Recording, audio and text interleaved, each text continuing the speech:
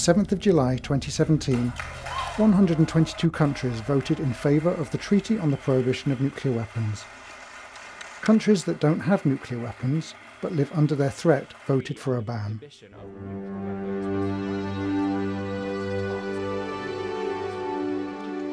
Without the knowledge of most of their citizens, the governments of the world's nuclear powers didn't vote, and yet the ban went ahead. Something new is happening. So the humanitarian initiative was really a way to challenge the mainstream security discourse that treat these as tools of international security, the language of deterrence, treating these weapons as something that prevents conflict, instead of actually examining them for what they are. The focus changed from tools of security and stability to human beings are destroyed. Nuclear weapons are catastrophic to humanity and catastrophic to life on this planet. After all, it's the people who suffer, and this has been forgotten in our debate. Now, we today have a massive body of evidence that a nuclear war would simply not only not be winnable, it would likely destroy life on Earth as we know it today. I mean, basically, I think we face an incredibly dangerous situation. I think if we don't get rid of these weapons, they are going to get rid of us. And everything that we cherish, and it doesn't have to be. It's not a practical weapon. It's basically just a big symbol. And I think that's why the treaty is so effective, because you fight symbols with other symbols. The international campaign to abolish nuclear weapons was launched by people who consider that nuclear weapons produce unspeakable suffering in human beings and create an unacceptable humanitarian catastrophe. So we established this campaign around 2006, and we felt that the specific objective needed to be a treaty that outlawed nuclear weapons completely. So we're about 11 years old now, and was very much inspired by the campaign to ban landmines and the Cluster Munitions Coalition. The process at the United Nations is ongoing, and 50 countries need to ratify the treaty for it to enter into force. That is not to say that nuclear weapons will disappear the next day, but it is the beginning of the end. We Hibakusha had been waiting for the ban for 72 years. Let this be the beginning of the end of nuclear weapons.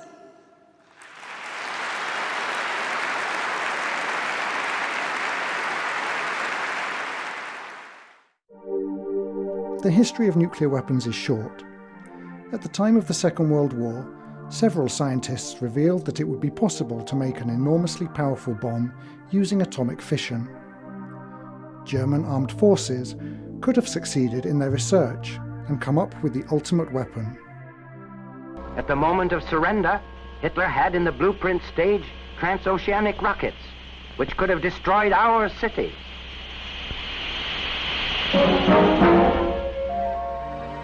The US government regarded this as a matter of survival and allocated huge resources to the construction of the atomic bomb. But by the time the first test took place in the New Mexico desert, when a miniature sun announced the beginning of the nuclear age, the German army had already surrendered. The decision to use the bomb on Japanese cities was taken in a new situation, marked by the approaching end of the war and the partitioning of the world among the victorious powers. In the Second World War, armies massacred civilian populations by ruthlessly razing entire cities to the ground. These bombings anticipated the nuclear horror to come. On August 6, 1945, a uranium bomb was dropped on Hiroshima. At that moment, I saw in the window the tremendous flash.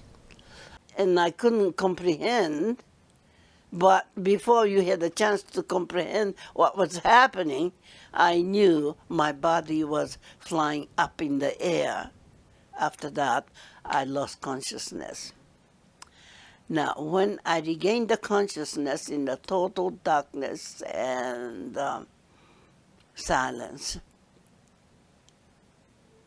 I knew, finally, Americans got us.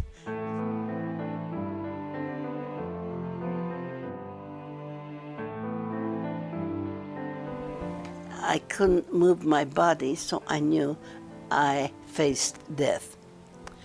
But I wasn't panic-stricken at all. Then all of a sudden, a strong hand touched me from behind. Don't give up, don't give up. Keep moving, I'm trying to free you. You see the light coming from that opening, and move toward it as quickly as possible. Now, I'm trying to free you. Come on, keep pushing, keep kicking. Finally, he was able to free me. Also, it happened at 8:15 in the morning. It was dark, dark like twilight. And then I began to see in the dark some moving objects. But they were so silent. They didn't look like human beings. The hair was standing up and all curled up, and skin and flesh were just falling out. Some were carrying the eyeballs in their hands, the skin and the flesh hanging. The majority of my schoolmates were working in the center part of the city. They are the first one who simply vaporized, melted. From my school, over 300 students were there. I'm alive because I wasn't there. I was somewhere else. For, 1 mile away, I was inside a building. I was buried by the collapsed building. I must have been protected. But those people had no protection directly under.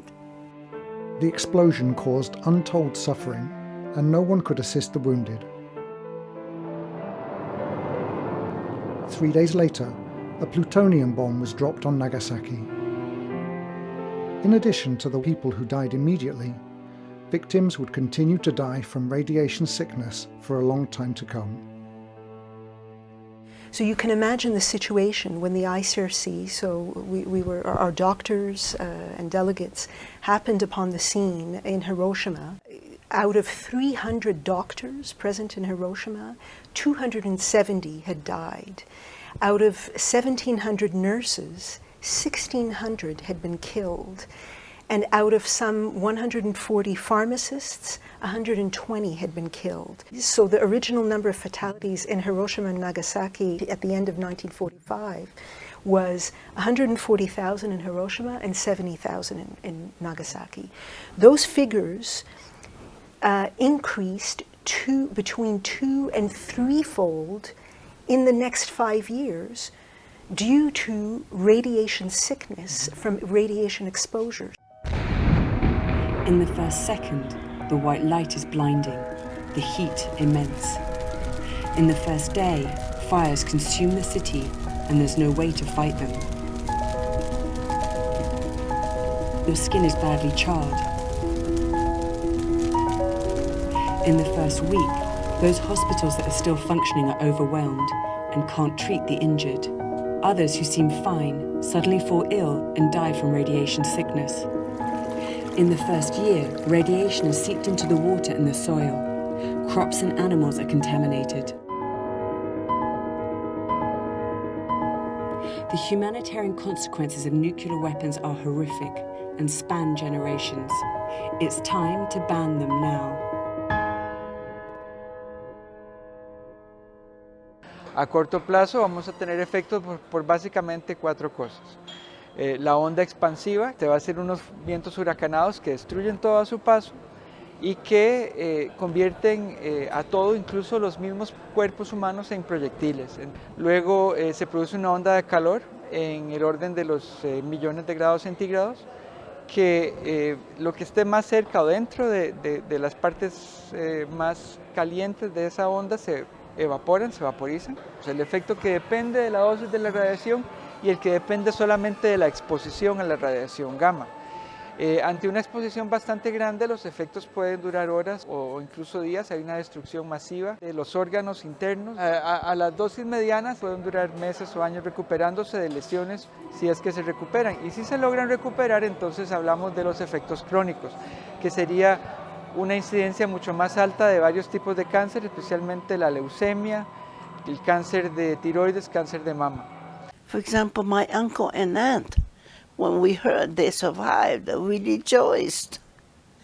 But a week later, they started feeling so sick. They started vomiting on, and they started having purple spots all over the body. And that was a sure sign they are going to die. La bomba nuclear produce una onda electromagnética que interrumpiría la comunicación electrónica, afectaría muchísimos aparatos de los cuales dependemos ahora actualmente, especialmente los hospitales. And a lot of people suffered with a scar, a very bad scar. They didn't look nice. So some thoughtless people started calling them all their ghosts and so on. Social alienation, yeah. And discrimination was real. So those girls with that kind of, they lost the opportunity for equal treatment for anything, employment, marriage, housing, and whatnot. So it was not just the physical damage, but the social, psychological, in every way. The city just disappeared. The use of the bomb was justified as a necessary evil to quickly bring the war to an end. But this is now questioned by historians. Recent research shows that it's highly unlikely that the Japanese surrendered because of nuclear weapons. They surrendered because the Soviets came into the war. The night before we bombed Nagasaki, the Soviet Union declares war.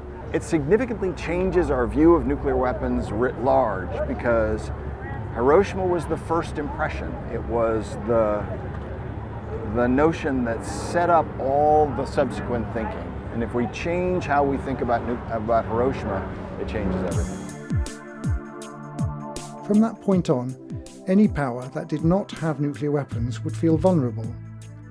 In subsequent years, the Soviet Union, the United Kingdom, France and China developed their own atomic bombs in a context of confrontation between Western and Eastern blocs during a period known as the Cold War. This is also the time when the United Nations was founded in an attempt to create a forum for mediation in order to prevent conflicts from escalating into armed confrontation. Member states also signed the Charter of Human Rights, universal rights above national interests and power. However, these aspirations gave way to a harsh reality in which two superpowers dominated the planet by force and endangered it with an irresponsible arms race. The United Nations had been working to address the threat of nuclear weapons since its foundation. The very first resolution adopted by the UN General Assembly was for the total elimination of all weapons adaptable to mass destruction. And yet it took all that time to finally put in place a total ban on the weapons. Up to 2,000 nuclear weapon tests were carried out with increasingly powerful bombs. It has been estimated that the radiation from these tests has affected millions of people. And in order to test nuclear weapons, primarily they've been tested on the lands of indigenous people. They've been tested on the lands of those without power, and that's deliberate. So in the 1950s and 1960s, nuclear weapons were tested in Australia by the British government with the full support of the Australian government. And this has had a profound impact, particularly on the indigenous communities that live nearby. And even though the tests stopped decades ago, the consequences are still being felt today. In Japan, the US military photographed and measured everything, including the consequences of radiation on bodies and human health. But all this was unknown to ordinary people. All information was censored for a long time, including survivors' testimonies. Well, later on, the United States established something called ABCC, Atomic Bomb Casualty Commission, in Hiroshima and Nagasaki. So people were so happy. Finally, we were going to get some medical attention, medical supply. But no, the sole purpose of those was to study the effect of radiation on human body, but not to give supply or help, medical help. When people found that out, you can imagine, they felt, oh, they are simply using us as guinea pig. And then there was quite a bit of oppression, so people were not that free. Even the press were not free to write about. And not only that, they started confiscating personal things among the survivors. Some people kept the diaries, or the pictures, photographs, slides, all kinds of, but those things were too dangerous. They were all confiscated, 32,000 items in all, and they were shipped back to Washington. Nor was it known to Americans until a few brave journalists dodged the censorship so that people could learn of the nuclear horror. Nuclear weapons were justified as defensive weapons. It is the doctrine of deterrence. A nuclear bomb is supposed to deter the enemy from attacking. In the case of the two Cold War blocs, mutually assured destruction was said to be the guarantor of world peace and security. Since World War II, however, there have been several occasions when confrontation has been on the verge of ending in nuclear war. The best known is the Cuban Missile Crisis. Open warfare loomed, and several advisors to President Kennedy advised him to invade the island and even use nuclear weapons. Finally, a step backwards was taken at the last moment, and this close shave created the conditions for the first agreements to limit nuclear testing. So deterrence, the notion that nuclear weapons have kept us safe during crises is simply historically inaccurate. The nuclear believers often say deterrence has been perfect because there's been no nuclear war. It's a ludicrous argument on the face of it. In 1948, the Soviets blockaded Berlin, and it's a situation which could easily have led to nuclear war. The United States had a monopoly on nuclear weapons, but the Soviets weren't deterred. In 1950, the Chinese joined the Korean War despite the US moving nuclear weapons to Guam, and so on. You say deterrence has never failed. Clearly it has. If human beings are fallible, and if human beings are involved in nuclear deterrence, then nuclear deterrence, by definition, is inherently flawed. It will fail. It's not a question of if, it's just a question of when. The danger of intentional use is compounded by the risk of accident. There are currently 2,000 nuclear weapons on hair-trigger alert that can be launched within minutes. In 1983, a Soviet radar system misinterpreted a cloud formation as a missile attack. So many stories of near misses, and this Colonel Petrov from Russia, who was such a hero, he was in the missile silo and he saw something that indicated that they were being attacked by us, and he was supposed to unleash all his bombs against New York and Boston, and he waited, and it was a computer glitch. And he even got reprimanded for not following orders. It's like we're just lucky. We're living in a fantasy. We know of at least 6 occasions when the world has come within minutes of nuclear war because deterrence failed, because one or the other nuclear weapons state, usually the United States or Russia, believed it was under attack and actually began the process of launching its own nuclear weapons, only to stop at the very last minute when the mistake was discovered. 6 times that we know about that this has happened.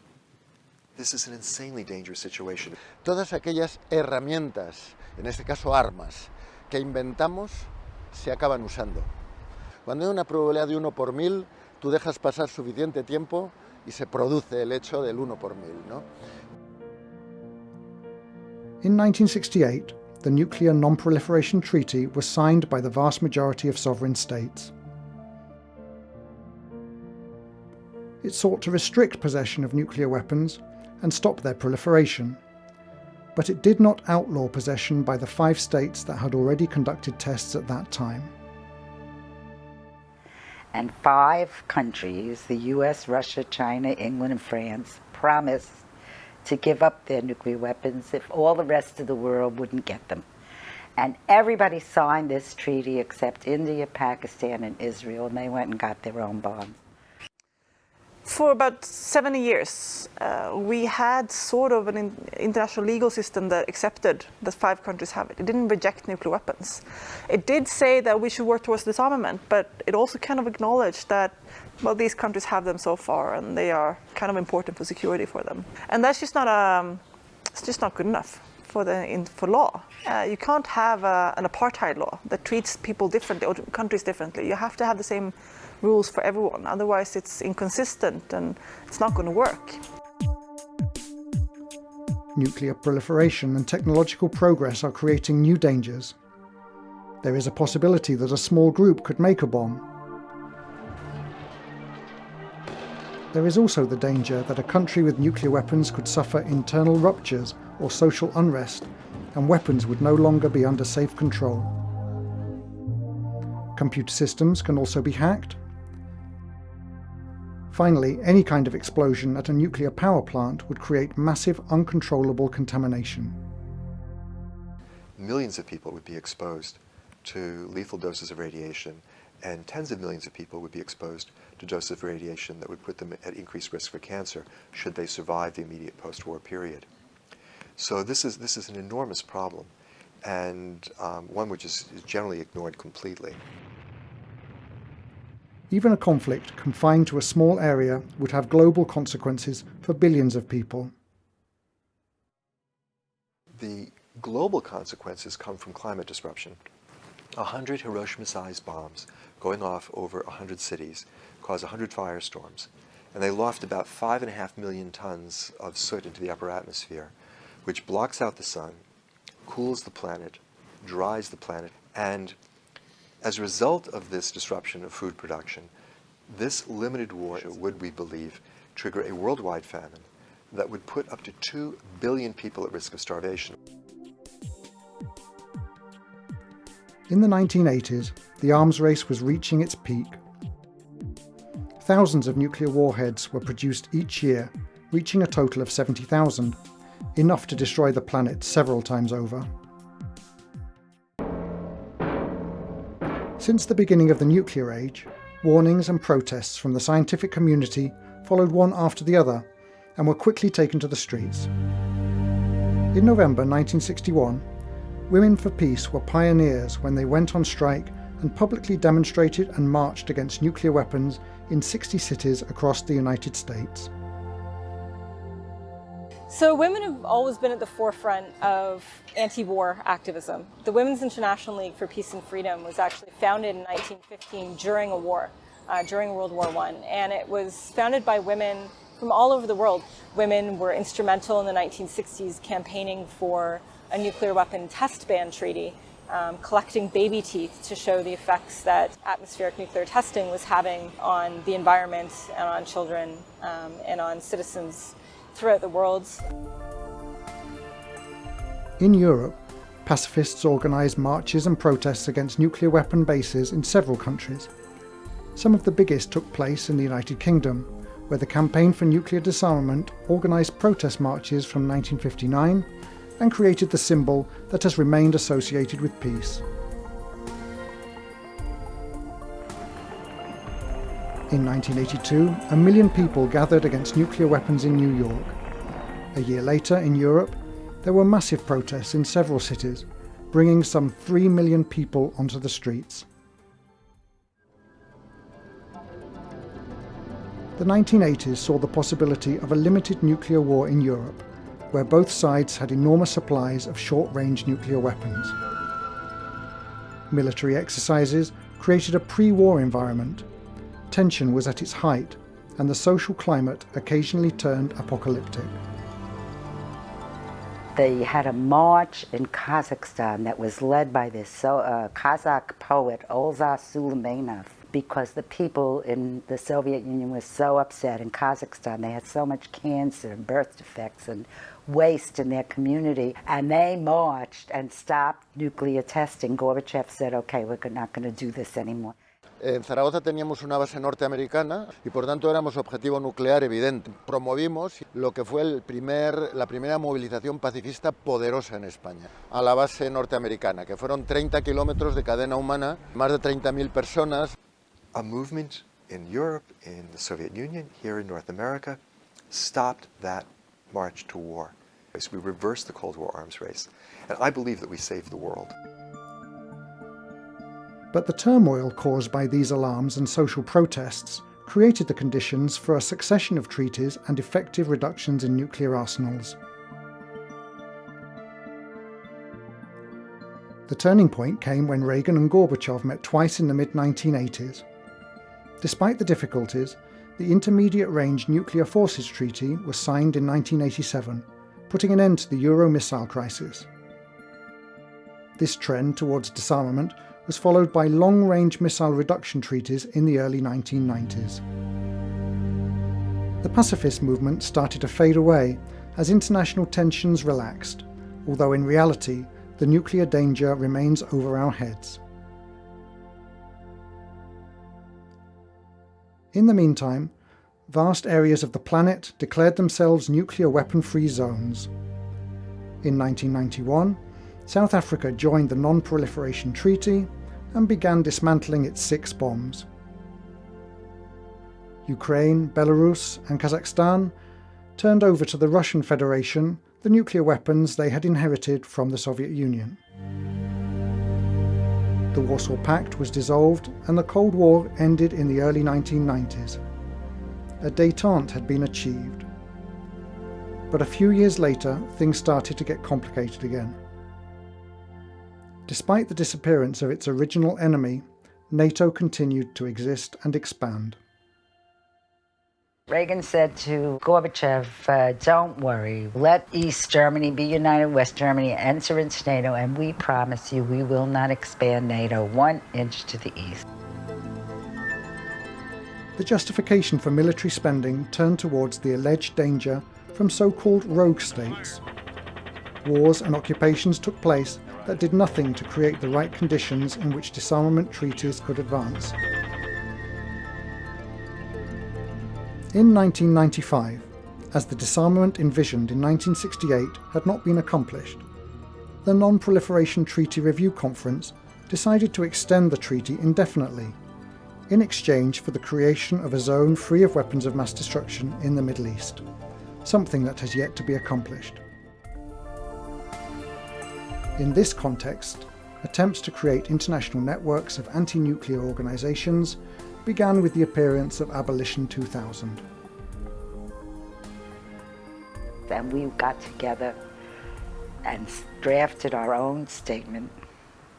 We asked for a treaty to eliminate nuclear weapons by the year 2000. We acknowledged the inextricable link between nuclear weapons and nuclear power, and asked for the phasing out of nuclear power and the establishment of an international renewable energy agency. 5 decades since coming into force, the NPT has not fulfilled its promise to achieve disarmament. The NPT commits states in Article 6 to nuclear disarmament, to effective measures towards nuclear disarmament. Well, there's a loophole because it doesn't promise, like the chemical and biological weapons say, they're prohibited, they're illegal, they're unlawful. The NPT just said we 5 countries will make good faith efforts, that's the language, to eliminate, for nuclear disarmament. Although the number of nuclear warheads is not increasing, investment in arsenal modernization has continued. Se están invirtiendo miles de millones de dólares al año. Actualmente 120.000 millones de dólares al año. Estamos usando muchísima plata, la plata con la que podríamos estar librando al mundo enteramente de la hambruna, dándole educación primaria para absolutamente todo el mundo. Climate change, poverty, inequality. We can't be wasting billions of dollars on nuclear weapons. Currently, the 9 nuclear weapon states have almost 15,000 bombs between them, and all of them are more powerful than the one dropped on Hiroshima. The vast majority of nuclear weapons are in the hands of the United States and the Russian Federation. 5 countries host US bombs on their territories, and 28 others are involved in nuclear alliances. But most countries do not have nuclear weapons, nor do they belong to any military alliance. But they do share the risk of confrontation, even if it occurs far from their territory. This is what re-energized so many governments, particularly in the global south, to take this issue up again. The idea that nuclear weapons do not respect borders, that even a single detonation would affect everyone, everywhere, was something that was very significant to these countries that have security interests when it comes to nuclear weapons. Furthermore, within the UN, several countries have joined forces and managed to push through bans on different types of weapons, such as anti-personnel mines and cluster bombs. These bans achieved success. They stopped these weapons from being manufactured and used, even without support for their ban from the military powers. Yeah, but no one's saying that chemical or biological weapons are okay for certain countries but not others, and no one's saying that it's okay to be sheltering under a chemical weapon umbrella or a biological weapon umbrella. In 1980, the association International Physicians for the Prevention of Nuclear War was created on the basis of ethical considerations shared by physicians from both blocs. It is this association that 26 years later would launch the international campaign to abolish nuclear weapons. Basically, I think what drove all of us was this idea that nuclear weapons pose the greatest threat to public health in the history of the world, and that as physicians, we have a responsibility to address that problem, because all the things that we do for our patients in the course of our daily practice are going to be for naught if the world blows up in a nuclear war. The campaign called for the negotiation of a comprehensive, irreversible, binding and verifiable treaty which could be agreed by a majority of countries. From 2010 onwards, the campaign turned the focus towards the humanitarian catastrophe caused by nuclear weapons, and away from national security considerations, which had been the dominant narrative until then. All of the states party to the Non-Proliferation Treaty agreed by consensus that any use of nuclear weapons would have catastrophic humanitarian consequences, and nuclear weapons must be considered through the lens of international humanitarian law. That really opened up space for an examination of the humanitarian effects of nuclear weapons once again. And at the same time, there's also started these joint statements at the UN. 16 governments got together to acknowledge the catastrophic humanitarian consequences, saying that any use of nuclear weapons would have this, and under no circumstances should nuclear weapons be used. And this was quite, like a radical, but a sort of slowly, quite silently changing the narrative. This new approach opened up participation to non-nuclear weapon states, academia and civil society. In 2013 in Oslo, diplomats from 128 states met to study the humanitarian impact of nuclear weapons, and they continued in Mexico the following year, challenging the boycott of the 5 nuclear-armed permanent members of the UN Security Council. The rules of the game were starting to change. It was the first time that you'd even organize something that the P5 didn't support.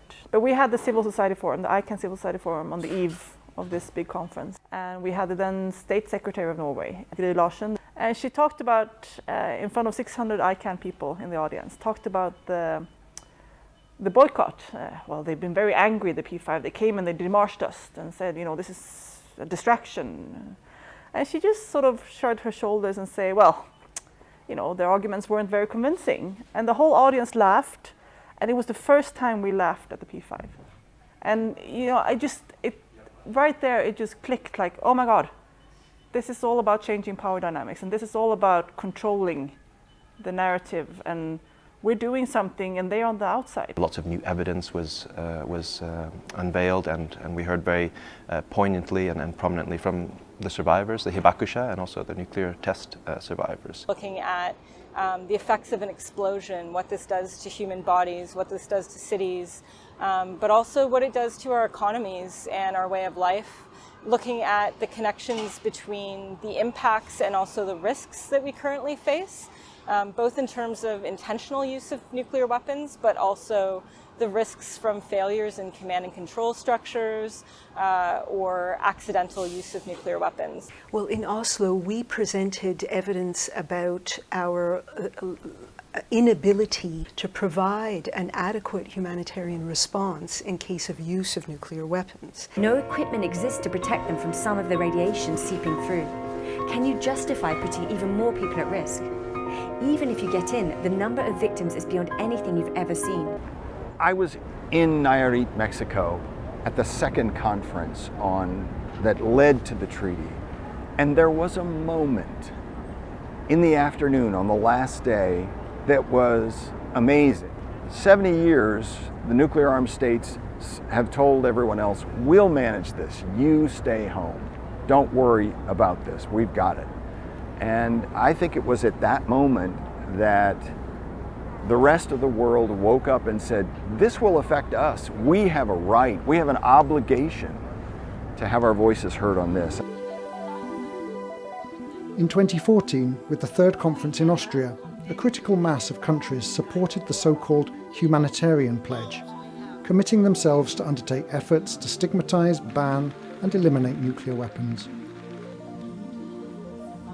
The conclusion was that there was a legal gap. There was no prohibition in place on nuclear weapons, and that was a problem. And Austria pledged to work to fill the legal gap.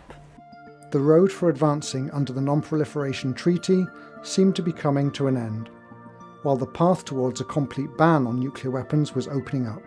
In 2016, an open-ended working group was set up at the United Nations, which recommended negotiating a ban.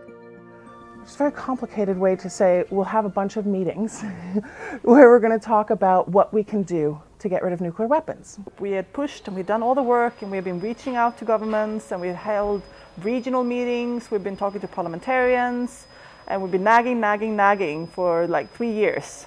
And at the open-ended working group, it's almost like you pulled out a plug and the support just came out from everyone. And so by the end of this meeting in 2016, we had well over 100 countries going on the record saying that they wanted the General Assembly to negotiate a treaty to prohibit nuclear weapons. That's the government side of what happened.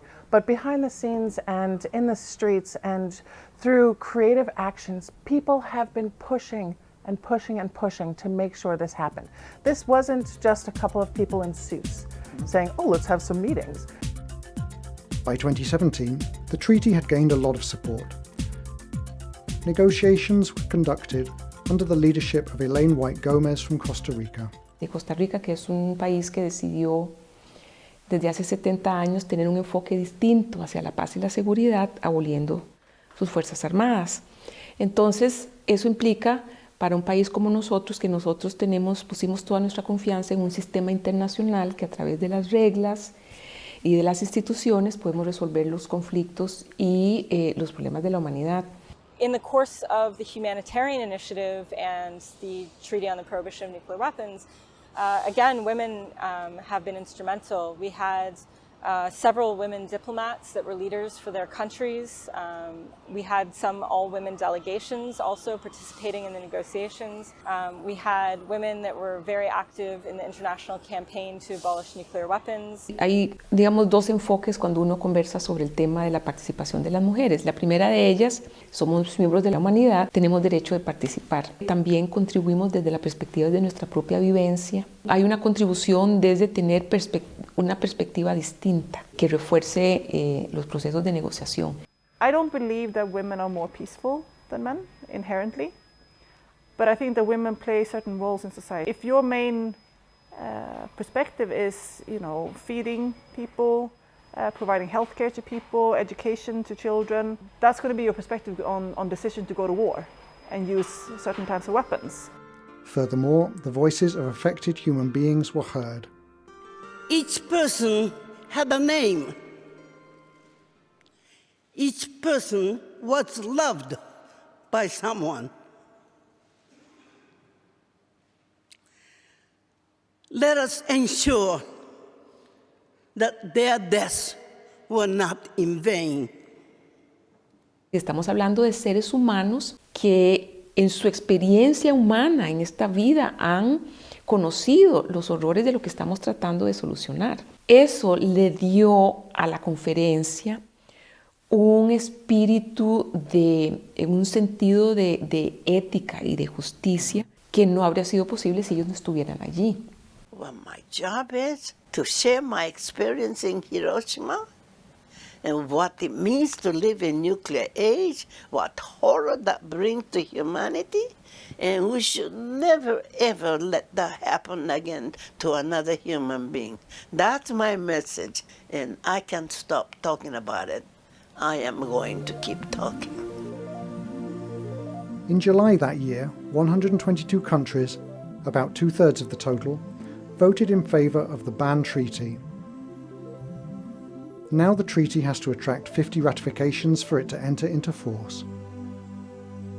The treaty includes a broad range of prohibitions, a prohibition, of course, on the use of nuclear weapons as well as the threatened use of nuclear weapons, a prohibition on testing and production of nuclear weapons, and indeed a prohibition on the possession of nuclear weapons.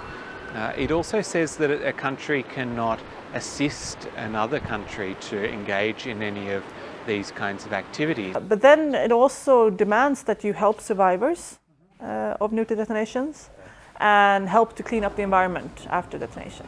And I think that's really important language. It also has quite progressive language on gender, both encouraging participation of women in all decision-making around nuclear weapons, and also recognizes the gendered impact of nuclear weapons. I think we will move to a point where the taboo against nuclear weapons is as strong as the taboo against other weapons of mass destruction. If this treaty was insignificant, if it didn't mean anything, why were they fighting it? I also think it's really shown the power of civil society and governments working together. We stood up to some of the most powerful, most heavily militarized countries on this planet and did something that they were forbidding us to do. The ability to kill massive amounts of people and inflict suffering and pain on civilians is not a sign of power and prestige. It's what dictators do, it's what human rights violators do, not respectable countries that want to have a good standing in the international community. And now it's their turn to be on the outside. They're going to have to justify why they want weapons of mass destruction, why they think threatening to mass murder civilians or end us all, collective suicide, is a reasonable security strategy. The Nobel Prize awarded to ICAN reinforced and publicised the campaign even more. And the headlines were Nobel Peace Prize comes to Utrecht. A little bit, which is exactly what it was. And it's such a great thing because we get to celebrate as a campaign of 500 organizations in 100 countries. And it's a huge validation for the work that those campaigners are doing in whatever context. And I think that's the most beautiful thing that I felt immediately after. Just seeing our campaigners, these different, all across the world, get on TV, take ownership of this amazing moment that had happened and really be elevated and validated for their hard work over the years. In order for the treaty to be ratified in as many countries as possible, social pressure is paramount. The Parliamentary Pledge, the Cities Appeal, divestment campaigns, awareness raising, and mobilisation are necessary for the prohibition to take shape. And then pressure must continue until the stigmatisation of nuclear weapons ends in a real eradication. ICAN also has what's called the Parliamentary Pledge, which is signed by over 800 parliamentarians across the world. And it's a pledge to work to bring the treaty into force in that country. Parliamentarians are the representatives of the people, and they have a huge role to play in shifting government position. Everyone can write to their senator or diputado, wherever they are, and get them to endorse the Parliamentary Pledge. Y disponemos de una red de parlamentarios, tanto en el Congreso como en el Senado, en apoyo de la campaña y de las posiciones del ICAN, ¿no? En pro del Tratado de Prohibición de Armas Nucleares, y en estos momentos están 92 parlamentarios. So the ICAN Cities Appeal is a commitment that cities can make to endorse the Treaty on the Prohibition of Nuclear Weapons and call on their governments to join. Nuclear weapons are designed to be city destroyers, to have the maximum impact, to destroy as many lives and as much infrastructure as possible. Porque las bombas nucleares y los misiles están dirigidos a las ciudades, ¿no? Es una amenaza a la gente que vive en cada ciudad. Luego es misión del ayuntamiento que esté preocupado por luchar contra la violencia, defender a sus ciudadanos y a sus vecinos y vecinas frente a la amenaza nuclear. We went to our city council to divest. We spoke to the finance chair of the council, and he said he would write a letter to the controller who controls all the investments for the pensions of the city, which billions of dollars, you know, if we could get 10 members of the council to sign on with him. I mean, I called my councilman, and they told me he was on paternity leave. He had his first child, so I wrote him a long letter saying, what a wonderful gift to your child to have a nuclear-free world if you would sign this letter, and he signed. It only takes a few people to organize with city council. It only takes a few people to organize an event at your local library or a church or a school, to have a conversation and to make a difference to policy, because all of this trickles up to policy making. Since 2012, the Don't Bank on the Bomb initiative has been working to make it harder to finance companies involved in the production of nuclear weapons. And what Don't Bank on the Bomb does is it gives everyone a pathway to resist nuclear weapons. People might not know this, but private companies make key components for nuclear weapons. And in order for them to be able to do that, they need financing from banks and pension funds. If you have a bank account, you can do something about nuclear weapons. You can talk to your bank and ask them, do they have a policy on investment? If you have a pension fund, is your pension fund profiting from the production of nuclear weapons? And if they are, why? You have a right as a consumer, you have power to do something, to change that. And people are. I also learned that the stigmatizing effect goes beyond law, but it also can have economic impacts, which are extremely powerful when we're dealing with the production and sale of weapon systems. Estados Unidos cerró su última fábrica de municiones en racimo sin haber nunca firmado la convención en contra de las municiones en racimo. You know, the U.S. never signed the landmines treaty, but we don't make them anymore and we don't use them. The decision to ban nuclear weapons will be a courageous one. It will change the world. There are billions of reasons why we need to ban nuclear weapons now. Each and every one of them has a name, a story, and a dream. El tratado es una herramienta bastante potente, pero el desarme nuclear no va a llegar con la firma de un tratado. Necesitamos de un movimiento global. Necesitamos que la gente entienda, de generar conciencia a nivel de todo el mundo.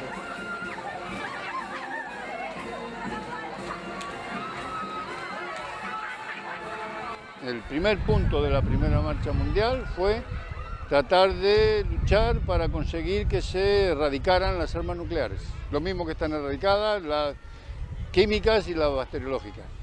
Objetivo, volver a poner en la agenda la cuestión de la no violencia y la cuestión de acabar con las armas nucleares. La marcha lo que va es a recorrer durante varios meses un montón de países, dar la vuelta al mundo.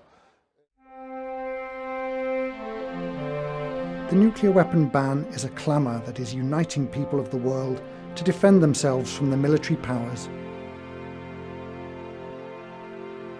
Beyond borders, a universal human nation is starting to take shape. A world without wars, without violence, human beings in harmony with the environment, and with rights while building a fair economic system. It will be a world that combines the diversity of ethnicities, languages and cultures together in a beautiful mosaic. En la historia humana estamos en permanente evolución y los cambios importantes no se dan de la noche a la mañana. Si las personas que estaban luchando por el fin de la esclavitud hubieran pensado que aprobando una ley o un tratado en un lugar muy específico no se iba a lograr, no tendríamos hoy lo que tenemos. Estamos en un proceso de transición y de cambio estructural. La comunidad internacional ya ha atravesado por esas etapas antes. Si nos vamos a la norma contra el colonialismo, se dio en momentos en que el colonialismo estaba en su máxima expresión. We've seen throughout history that making change has been the result of people coming together collectively, whether that's been the civil rights movement or women's right to vote, or ending slavery or ending apartheid. It's all been collective people's action that has changed the world. I mean, just imagine how quickly the world has changed its mind on other things. Things like gay marriage, that was very controversial and unacceptable to many, and then very quickly it just changed. And I think it can be the same thing with nuclear weapons. That it's just like, oh my God, remember when we did that? Remember when we had these like crazy suicide bombs and like we just thought that it was normal? One day, the nuclear age will be consigned to our memory like a bad dream that arose in a moment of fear and destruction. Once again, we are finding our way back to our historical path, and it is precisely in our setbacks and moments of confusion when an evolutionary direction appears which has been guiding us since the dawn of time. We recognize that every person's life is sacred, and we utterly reject nuclear weapons because they produce unspeakable harm and suffering in human beings. But, you know, politics changes constantly. We're in a political climate right now that would have been totally unthinkable many years ago. And that doesn't only have to be negative. It can also be positive changes. It can also be quick changes in issues that we thought were intransigent for a long time. And nuclear weapons is part of that. Working on nuclear disarmament is definitely a passion for me. It is my heart and soul, I think. Well, the whole project of abolishing war, of challenging violence. And it really comes from a place of believing that it is possible to change the world that we're living in. Para mí lo que me motiva es la esperanza y de que se puede hacer el cambio y la convicción de que hay que hacerlo, de que hay que hacer cosas, de que esto no está bien. I'm really and constantly inspired by the people I get to work with. Because people who choose to spend their energy on nuclear weapons are not seeking fame and fortune. They're seeking to make the world better for themselves and for coming generations. To have the opportunity to work with such talented and passionate people, to be part of a historic process that will have implications for the security and welfare of future generations is a great privilege and honour, and I couldn't think of anything else that I would prefer to be doing. These weapons are not, they're not a force of nature, they're not an act of God. We have built these weapons, we know how to take them apart. And I think it's important for us all to understand, no one of us is going to do this by ourselves. But if each one of us does that part of the job which is ours to do, we can be successful again as we were in the 80s, and we can save the world again. And we can look ourselves in the mirror and say, hey, okay, I did what I was supposed to do. We Hibaksha had been waiting for the ban for 72 years. Let this be the beginning of the end of nuclear weapons.